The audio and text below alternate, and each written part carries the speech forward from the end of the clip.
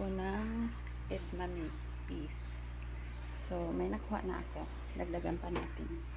Kasi kailangan i-harvest siya para magkaroon siya ng maraming bunga.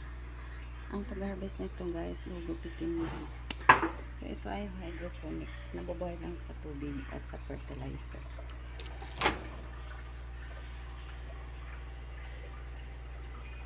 Ginugupit lang yan guys. Marami-rami yung i-harvest ko guys. So mamaya ipakita ko sa inyo ang na-harvest ko kung ilang piraso. So ilang puno yan? 1, 2, 3, 4, 5, 6, 7 1, 2, 3, 4, 5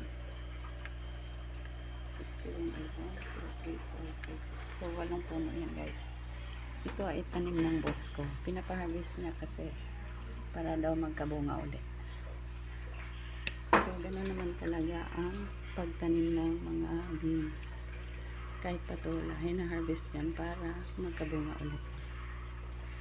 So hanggang dito lang ang video guys, kasi kailangan kong magbilis dahil magluluto pa ako. So thank you so much for watching guys.